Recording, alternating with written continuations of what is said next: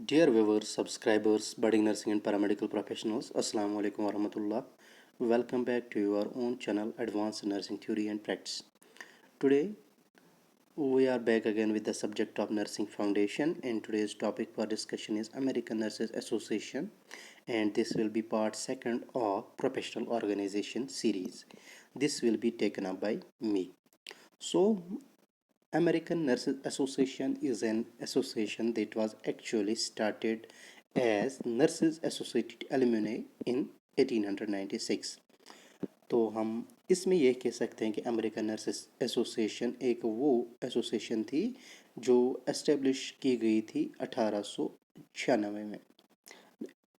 इसके बाद ये नर्सेज एसोसिएटेड एलुमिनी जो है बहुत सारी नर्सेज जो है इकट्ठे होके इन्होंने मुनासिब समझा कि हम इसका नाम जो है चेंज करें और इसका नाम अमेरिकन नर्सेज एसोसिएशन रखा गया 1911 में 1911 में।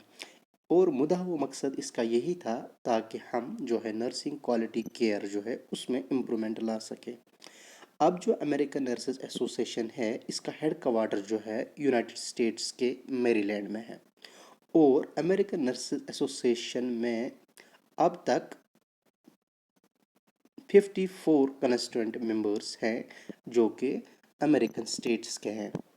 तो इसमें बहुत सारी सब ऑर्गेनाइजेशंस हैं जो इसके तहत काम करती है, जैसे हमारे trend nurses association of India के तहत स्टूडेंट नर्सेज एसोसिएशन काम करती है।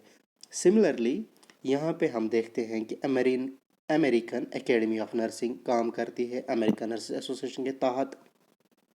इसके अलावा अमेरिकन नर्सेज फाउंडेशन है और अमेरिकन नर्सेज क्रीडेंशियलिंग सेंटर है। इसके बाद हम देखते हैं गोल्स क्या है अमेरिकन नर्सेज एसोसिएशन के। नंबर फर्स्ट जो है to establish standards of nursing care practice and education. जो भी हम मिनिमम स्टैंडर्ड सेट कर सकते हैं नर्सिंग एजुकेशन के लिए, नर्सिंग प्रैक्टिस के लिए या एडमिनिस्ट्रेशन के लिए या नर्सिंग के लिए, वो हमें मिनिमली हमें वो स्टैंडर्ड्स प्रैक्टिस करने होते हैं और वो हमें डिलीवर करने होते हैं। तो उसके बाद इसका गोल होता है अमेरिकन नर्सेज एसोसिएशन का to promote rights of nurses. अब जो है यूनियन बन जाता है ये एसोसिएशन।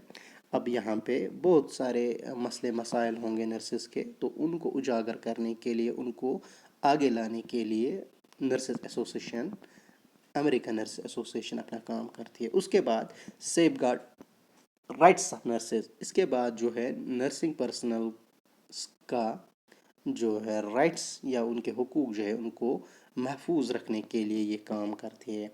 इसके बाद जो है नर्सिंग पर्सनल्स जो है उनको माली इमदाद करना, स्कॉलरशिप देना और उनका ख्याल रखना इस एसोसिएशन का काम है। इसके बाद हम देख सकते हैं इसकी मेंबरशिप अब किन को दी जाती है। अब इंडिविजुअल नर्सेज जो है डायरेक्टली अमेरिकन नर्सेज एसोसिएशन के मेंबर नहीं हो सकते। इंडिविजुअल नर्सेज को अपने स्टेट का मेंबर होना पड़ता है और जो स्टेट नर्सेज रजिस्टर में रजिस्टर होंगे और वो वाला स्टेट जो है अमेरिका का, यूनाइटेड स्टेट्स का, अमेरिकन नर्सेज एसोसिएशन के साथ मुंसलिक होगा। तो हम कह सकते हैं एक इंडिविजुअल मेंबर जो है, इंडिविजुअल नर्सिंग पर्सनल जो है, वो अपने रेस्पेक्टिव नर्सिंग स्टेट काउंसिल या एसोसिएशन के साथ मुंसलिक होना चाहिए और वो वाला जो रेस्पेक्टिव स्टेट नर्सिंग काउंसिल या एसोसिएशन होगी वो अमेरिकन नर्सेज एसोसिएशन के साथ मुंसलिक होगी।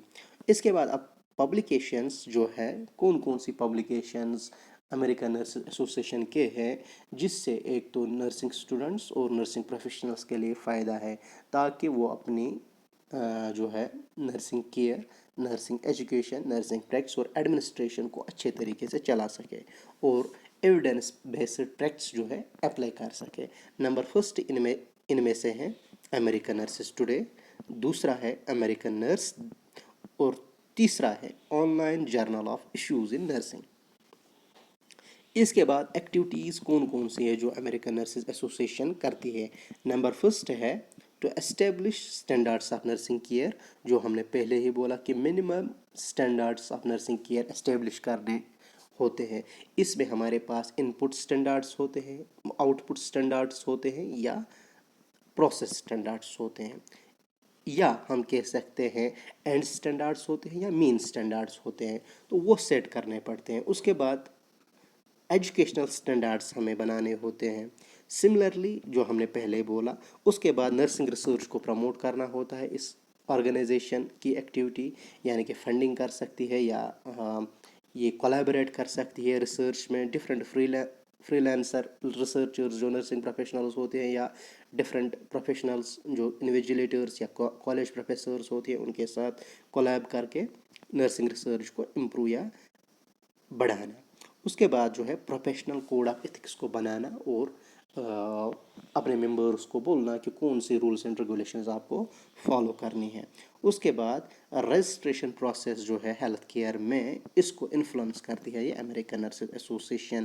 اس کے بعد ہم نے گول میں بھی پڑھا کہ یہ جو ہے امریکن نرسز ایسوسیشن, اس کا یہ ایکٹیویٹی ہوتی ہے کہ تاکہ ان کے ممبرس کو مالی امداد بھی ملے, اور جنرل ویلفیئر جو ہوگا رجسٹرنرس کا وہ بھی ہو جائے. اس کے بعد جو ہے پروفیشنل ڈیولپمنٹ کے لیے اپنا رول پرووائڈ کرتی ہے. وہ کیسے؟ وہ کنٹینیوس ورکشاپس کر کے, سیمینارز کر کے, ویبینارز کر کے, یا لیبس سیمولیشن کر کے, یا ڈیمونسٹریشن کر کے. تو بہت ساری ایکٹیویٹیز جو ہے جس کی وجہ سے پروفیشنل ڈیولپمنٹ آف نرسز یا نرسنگ پروفیشنلز کرواتا ہے یہ organisation. Thank you very much for being with us. تو اسی کے ساتھ ہمارا جو ہے آج کا ٹاپک مکمل ہوا. آپ کے آرا سے ہمیں آپ نواز سکتے ہیں, اور ہمیں ان ای میل ایڈریسوں پہ آپ رابطہ کر سکتے ہیں. ای میل ہے aminhabib3@gmail.com, اعجازمنظور.ahmad@gmail.com. Thank you once again.